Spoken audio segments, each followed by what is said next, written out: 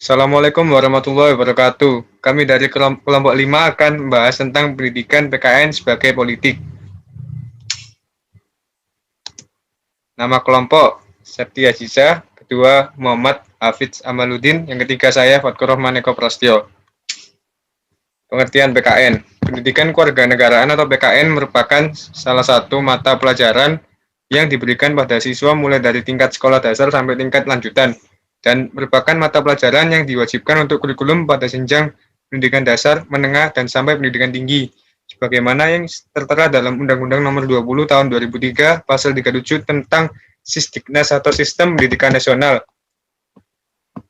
Dari pengertian pendidikan kewarganegaraan tersebut, maka dapat dirumuskan bahwa pendidikan kewarganegaraan mencakup pendidikan politik, demokrasi, pendidikan hukum, dan pendidikan moral karakter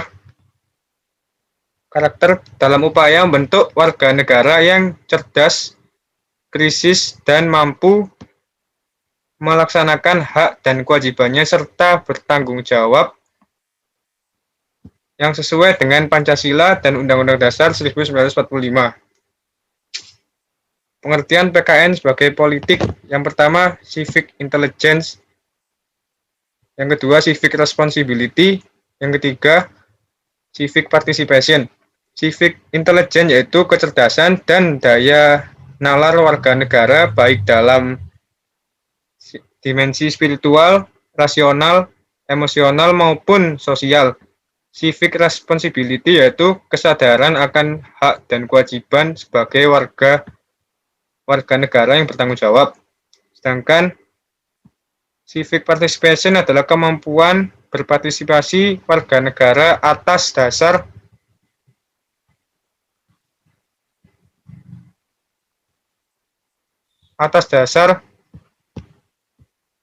tanggung jawabnya baik secara individu, sosial, maupun sebagai pemimpin bangsa kelak. Arti PKN menurut para ahli. Yang pertama, Prewitt dan Dawson itu mengatakan ada tipe pengajaran politik yaitu civic education dan indoktrinasi politik. James Coleman membedakan antara kedua tipe itu bahwa PKN atau latihan kewarganegaraan merupakan bagian dari pendidikan politik yang menekankan bagaimana seseorang warga negara yang baik berpartisipasi dalam kehidupan politik bangsanya. Yang kedua, Alfian dalam bukunya Pemikiran dan Perubahan Politik Indonesia menyatakan pendidikan politik sebagai usaha yang sadar untuk mengubah proses sosialisasi politik masyarakat sehingga mereka memahami dan menghayati betul nilai-nilai yang terkandung dalam suatu sistem politik yang ideal yang hendak dibangun. Peranan pendidikan kewarganegaraan atau PKN, yang pertama itu ada religius, kedua jujur, 3 tanggung jawab, 4 toleransi, 5 disiplin, 6 kerja keras, 7 kreatif, yang ke-8 demokratis, yang ke-9 semangat kebangsaan dan cinta tanah air, 10 peduli lingkungan dan sosial. Sejarah pendidikan kewarganegaraan atau PKN. Sejarah pendidikan di Indonesia dimulai pada tahun 1957 saat pemerintahan Soekarno atau yang lebih dikenal dengan istilah civics. Penerapan civics sebagai pelajaran di sekolah-sekolah dimulai pada tahun 1961 dan kemudian berganti nama menjadi pendidikan kewarganegaraan pada tahun 1968. Mata pelajaran pendidikan kewarganegaraan resmi masuk dalam kurikulum sekolah pada tahun 1967 saat terjadi pergantian tahun ajaran yang awalnya Januari sampai Desember dan diubah Juli sampai Juni pada tahun 1975. Nama pendidikan kewarganegaraan diubah oleh Kementerian Pendidikan dan Kebudayaan Indonesia menjadi PMP atau Pendidikan Moral Pancasila. Nama mata pelajaran PMP diubah lagi pada tahun 1994 menjadi Pendidikan Pancasila dan Kewarganegaraan atau PPKN. Pada masa reformasi, PPKN diubah menjadi PKN dengan menghilangkan kata Pancasila yang dianggap sebagai produk Orde Baru. Untuk perguruan tinggi, jurusan Pendidikan Kewarganegaraan pada awalnya menggunakan nama jurusan Civic Hukum, kemudian pada Orde Baru berubah menjadi program studi PMPKN dan saat ini banyak menggunakan program studi PPKN atau PKN. Selanjutnya akan diterangkan oleh teman saya Muhammad David Samaluddin.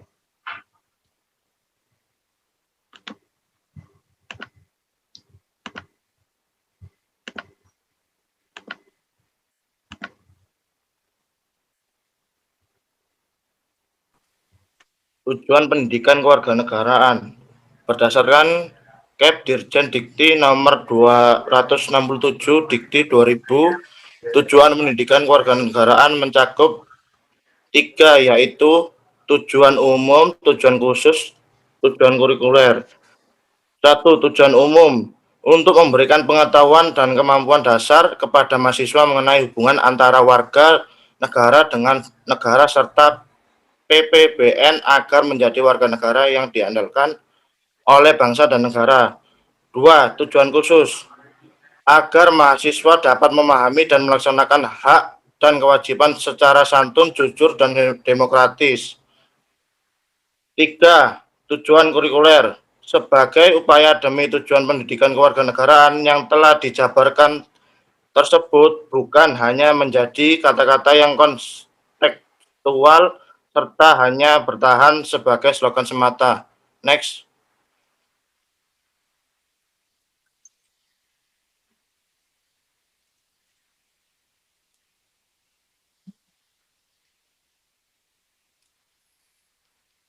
Pentingnya pendidikan kewarganegaraan.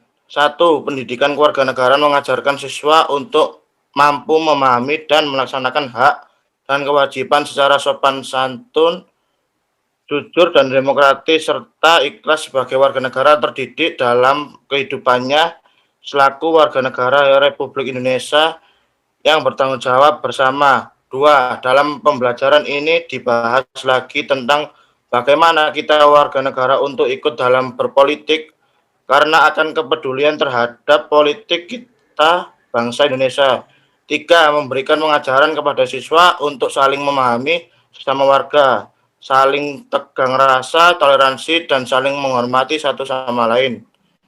4. Memberikan pengetahuan kepada para siswa dan pelajar mengenai sistem pemerintahan dan tentang peraturan negara yang berlaku, baik yang tertulis maupun yang tidak tertulis. Juga untuk membuka kesadaran kita akan pentingnya bela dan cinta tanah air karena kita hidup di sini dan secara bersama. Next.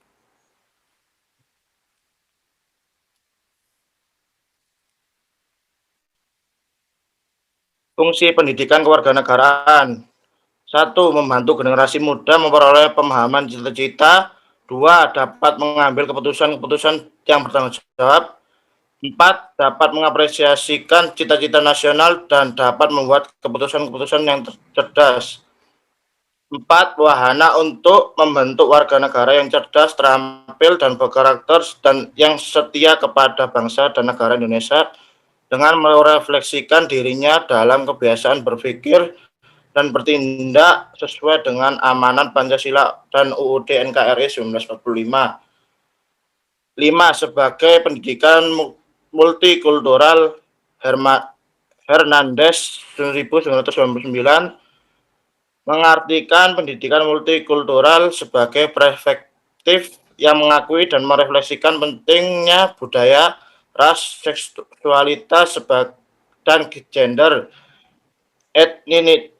etnisitas, agama, status sosial, ekonomi, dan politik. 6. Sebagai pendidikan multikultural adalah mengakui perbedaan individu, menghormati persamaan derajat manusia, bekerja sama satu sama lain, mengutamakan kepentingan kelompok lebih dari individu untuk tujuan kerukunan nasional. Jika fungsi PKN sebagai pendidikan multikultural berhasil, maka PKN juga sekaligus menjalankan fungsinya sebagai pendidikan resolusi konflik.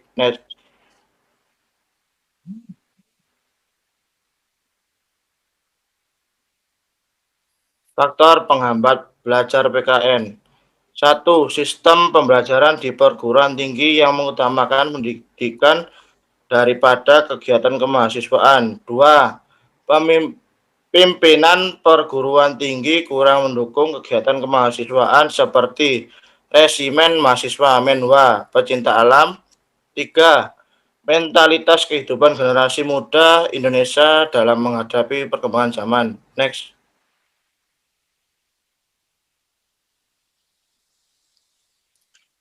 Faktor tantangan. 1. Kurangnya perhatian pemerintah dalam mempersiapkan generasi muda dalam menghadapi tantangan untuk mengisi kemerdekaan dengan kegiatan yang bermanfaat. 2. Teknologi informasi yang berkembang harus disikapi dengan positif demi keutuhan bangsa dan negara Indonesia. 3. Lingkungan keluarga dan masyarakat di luar kampus dalam membentuk karakter generasi muda Indonesia. Next. Pengamalan PKN dalam kehidupan sehari-hari. 1. Sekolah. Dalam lingkungan sekolah, penerapan pendidikan kewarganegaraan dapat diwujudkan dalam upacara bendera seperti bagaimana kita bersikap dalam upacara itu. 2. Masyarakat. Dalam kehidupan bermasyarakat, kita tentu mengerti akan perbedaan yang terkandung di dalamnya baik agama, ras, suku, dan sebagainya. Next. Pendidikan politik di sekolah. Dalam menjalankan dan mengoptimalkan proses sosialisasi politik, maka perlu strategi dan tempat yang tepat di mana sosialisasi politik itu dilaksanakan. Salah satu contoh bahwa sebagai salah satu sarana atau agen tempat sosialisasi politik itu adalah di lingkungan sekolah. Sekolah merupakan suatu wahana yang luas untuk sosialisasi politik sebagai institusi pendidikan formal. Sekolah memiliki potensi yang sangat besar dalam meletakkan fondasi dasar bagi terciptanya kehidupan masyarakat ataupun politik yang demokratis. Selanjutnya dibacakan oleh Septi Ajiza.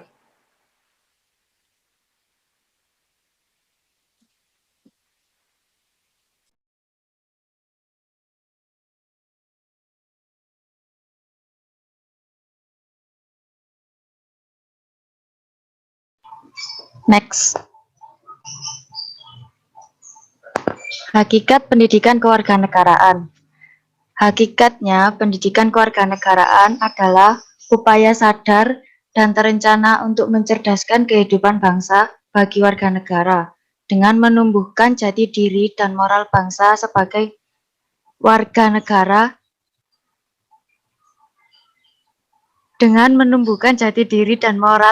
sebagai landasan pelaksanaan hak dan kewajiban dalam bela negara demi kelangsungan kehidupan dari kejayaan bangsa dan negara. Tujuan pendidikan kewarganegaraan adalah mewujudkan warga negara bela negara berlandaskan pemahaman politik kebangsaan dan kepekaan mengemban jati diri dan moral bangsa dalam peri kehidupan bangsa. Komarudin H. dan Azyumardi Azhara 2008 ayat 5. Menurut pendapat Budiman Syah 2002 ayat 8, prinsip-prinsip pembelajaran tersebut adalah prinsip belajar siswa aktif, student active learning, kelompok belajar kooperatif atau cooperative learning, pembelajaran partisipatorik dan mengajar yang reaktif. Selanjutnya, keempat prinsip tersebut dijelaskan sebagai berikut. Next. Yang pertama, ada prinsip belajar siswa aktif. Di sini yang dimaksud prinsip belajar siswa aktif adalah setiap aktivitas siswa hampir di seluruh proses pembelajaran, dari mulai fase perencanaan di kelas, kegiatan lapangan, dan pelaporan. Dalam fase perencanaan aktivitas siswa terlihat pada saat mengidentifikasi masalah dengan menggunakan teknik bursa ide atau brainstorming. Setiap siswa boleh menyampaikan masalah yang menarik baginya, di samping tentu saja yang berkaitan dengan materi pembelajaran. Setelah masalah terkumpul, siswa melakukan voting untuk memilih satu masalah untuk kajian kelas. Yang kedua, kelompok belajar kooperatif. Proses pembelajaran PKN juga menerapkan prinsip belajar kooperatif, yaitu proses pembelajaran yang berbasis kerjasama. Kerjasama yang dimaksud adalah kerjasama antar siswa dan antar komponen-komponen lain di sekolah, termasuk kerjasama sekolah dengan orang tua siswa dan lembaga terkait. Kerjasama antar siswa jelas terlihat pada saat sudah memilih satu masalah untuk bahan kajian bersama. Yang ketiga, ada pembelajaran partisipatorik. Selain prinsip pembelajaran di atas, PKN juga menganut prinsip dasar pembelajaran partisipatorik. Sebab, melalui model ini siswa belajar sambil melakoni atau learning by doing. Salah satu bentuk pelakonan itu adalah siswa belajar hidup berdemokrasi. Sebab, dalam setiap langkah model ini memiliki makna yang ada hubungan dengan praktik hidup berdemokrasi.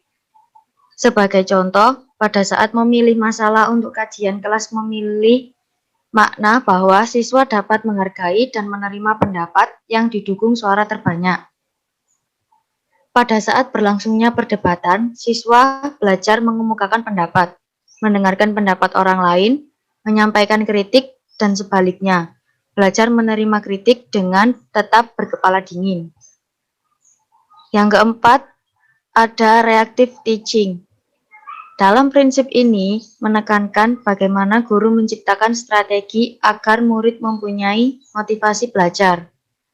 Oleh karena itu, guru harus situasi dengan materi pembelajaran yang menarik dan tidak membosankan. Guru harus mempunyai sensitivitas yang tinggi untuk segera mengetahui apakah kegiatan pembelajaran sudah membosankan. Jika hal ini terjadi, guru harus segera mencari cara untuk mengulanginya. Ciri-ciri guru yang reaktif itu diantaranya sebagai berikut. Yang pertama, menjadikan siswa sebagai pusat kegiatan belajar. Yang kedua, pembelajaran dimulai dengan hal-hal yang sudah diketahui dan dipahami siswa.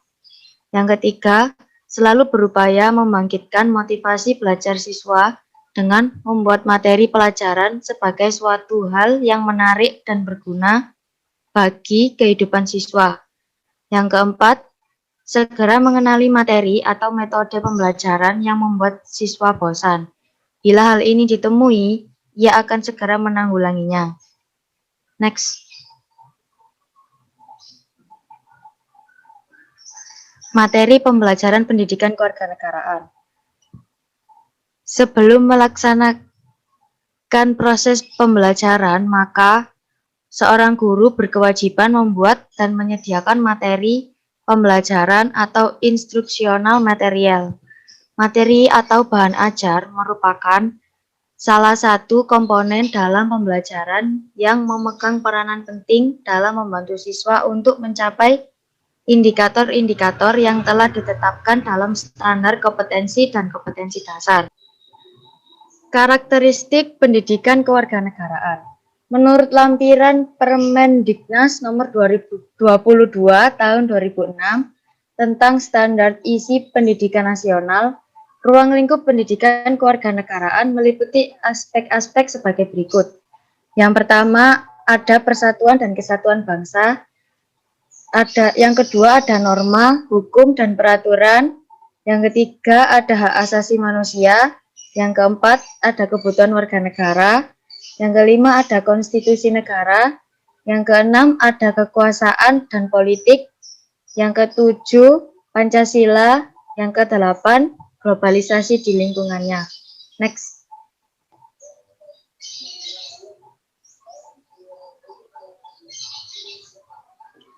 Strategi pembelajaran pendidikan kewarganegaraan. Strategi pembelajaran pendidikan kewarganegaraan adalah siasat atau kiat yang sengaja direncanakan oleh guru, berkenaan dengan segala persiapan pembelajaran agar pembelajaran berjalan dengan lancar dan diperoleh hasil yang optimal, yang biasanya dibuat secara tertulis oleh guru di kelas, mulai dari telaah kurikulum, penyusunan program tahunan, program semester, program satuan pembelajaran, sampai dengan rencana pelaksanaan pembelajaran. Next.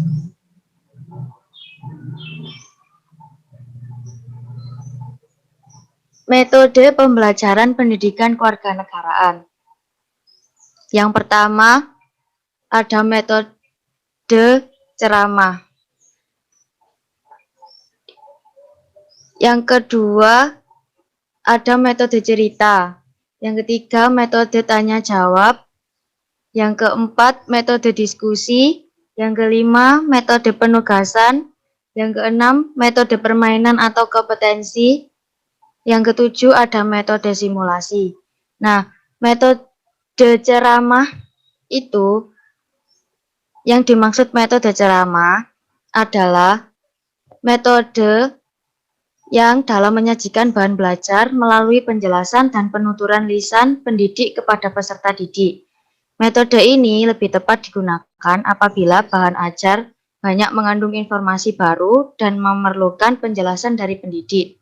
Yang kedua, ada metode cerita.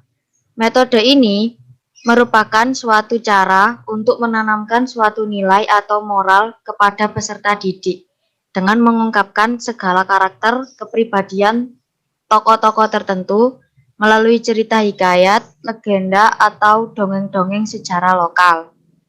Yang ketiga, ada metode tanya jawab. Metode ini menyajikan bahan ajar melalui berbagai pertanyaan dari pendidik, terutama apabila dalam proses pembelajaran, pendidik menggunakan teknik klarifikasi nilai. Metode ini lebih tepat digunakan dalam pembelajaran yang menekan keterlibatan peserta didik atau aktivitas peserta didik.